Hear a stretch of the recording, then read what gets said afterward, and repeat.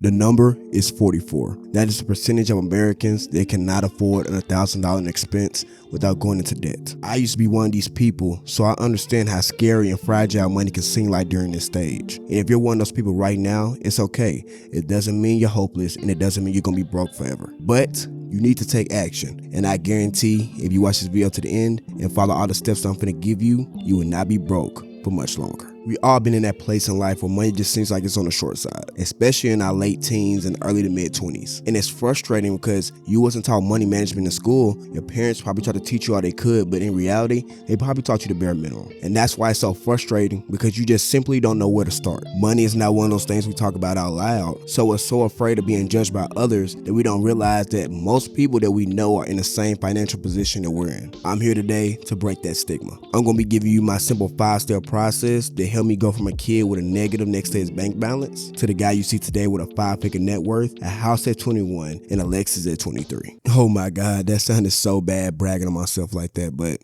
what can I say? I practice what I preach. Welcome back to High Standard University. My name is Quincy, or the aka Q to go, your soon to be favorite smart dumb guy. My mission is simple, guys. I'm here to help you guys improve mentally, physically, financially, and emotionally, while I bring you guys on my journey myself. So if that's up your alley, make sure you bust out some notes, grab some water, and let's talk about why the hell you're broken, how to fix it. First off, let's get this out the way.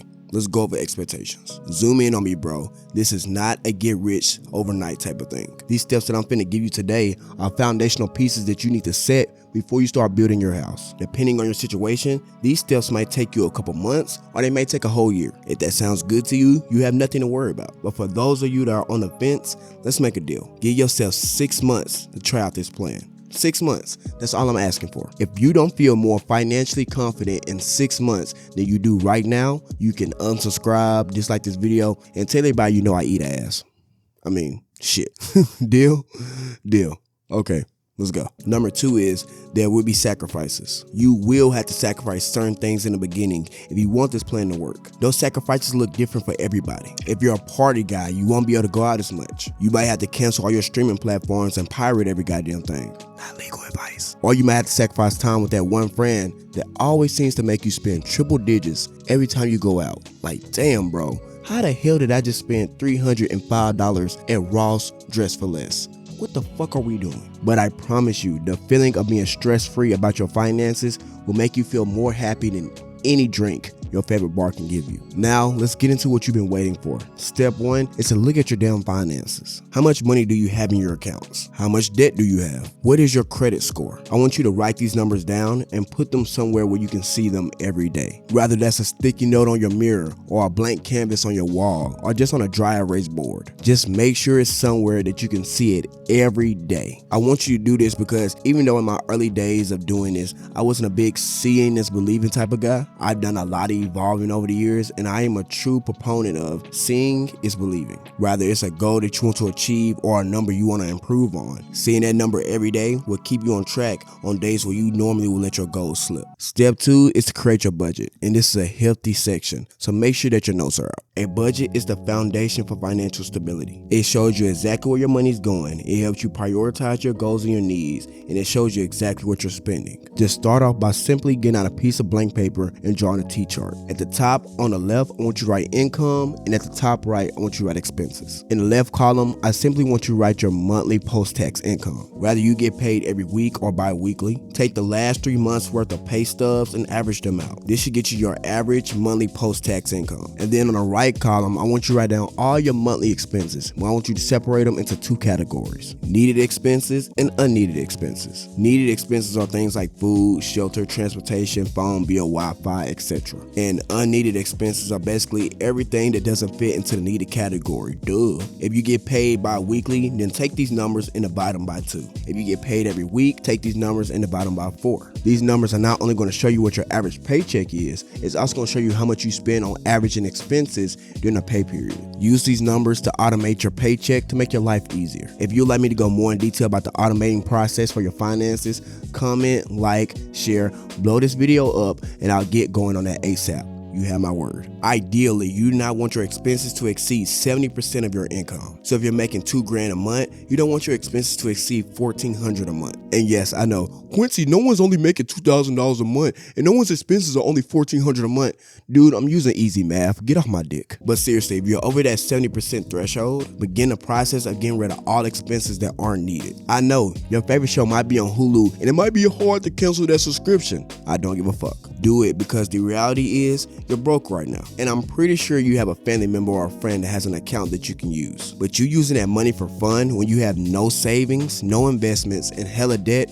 just doesn't sit right with me. Sorry, not sorry. But now that you have a good amount of money left over that's not being spent, we can now start giving that money a job. Step 3 is to simply save $1,000 for emergencies only. This step is very straightforward. Use that leftover money that you found that you had when you created your budget to consistently save over $1,000 over a period of time. So to ensure you don't spend this money, keep this money in a totally separate account at a totally separate bank. The reason for this is because you don't want to tease yourself by showing yourself that money all the time. Keeping that money out of sight will keep it out of mind. Step 4 is to pay off all bad debt. Now that you stuff your emergency fund, it's time to take that money that you have left over in your budget and split it between paying off all bad debt except for your mortgage and putting more money in your savings account. I personally myself prefer a 70-30 split, and I think you deserve that one as well. 70% goes towards paying off debt and 30% goes towards saving up money. So if you have $100 left over in your budget every week, that means every week $70 goes towards paying off debt and $30 goes towards saving up money. I prefer the avalanche method when it comes to paying off debt, which is simply taking the debt with the highest interest rate, paying that off first, then going to the second highest, paying that off, then third highest, paying that off, so on and so forth. So if you have a car loan that's $17,000 with a 15% interest rate, and you have a credit card that's $3,000 with a 30% interest rate, pay off the credit card. Ignore the balances, look at the interest rate. And yes, this might take a while depending on how much debt that you have, but it's all worth it, and you can tell that I'm grinning because you will soon start to realize that the more debt that you pay off, the more money you have left over to do what? Other things. This is simply because you're no longer using that money for monthly payments on your debt, so your nest egg can go from 20% of your income to 30% to 40% to even 50%. And step 5 is pretty simple as well. Just save 3 months worth of expenses in your savings account. Build yourself up a nice sized nest egg. The reason you want to do this is because you want to set yourself up perfectly so you can start taking more risk and investing in the future. It's as simple as going back and looking at your T-chart, looking at how much you spend a month on expenses and timesing it by 3. Timesing it? Is that an actual word? Multiply? You know what the hell I meant. So I'm gonna use his number again. Let's just say you're spending $1,400 a month in expenses. You said we're gonna take that, times it by 3, and you're gonna get $4,200. That's how much you need to save in your savings account. You're gonna notice that you are gonna complete this step fast as fuck because you don't have any debt and you just have a super large nest egg that you can put towards saving this money. Whew. That was a boatload worth of information I just gave you guys. You better have wrote every goddamn thing down. Like I said earlier, I can almost guarantee you this is not going to happen overnight. And it won't be easy. But I can also guarantee you that if you stay disciplined and you follow this framework step by step, you will also become financially stable, which is a lot better than being broke. Once you completed all these steps and you're no longer broke, we can then start talking about the juicy stuff, which is investments and taking risks that fulfill you. But you can't, and we won't, until you complete these 5 steps. I know you can do it because I did. Thank you guys for watching this video to the end. Like I said, this was a boatload of information, so I hope you wrote everything down. If you didn't or you missed some things, there will be chapters and there will also be a summary in the description. So I got you guys. But like I said, guys, just make sure we're doing these steps and staying disciplined, because I don't want you guys being broke anymore. Because I can tell you from experience, being broke means we're not happy. And if we're not happy, we're not fulfilled. And we're not fulfilled, we're not living in our true deepest purpose. All right, guys, I'll catch you later.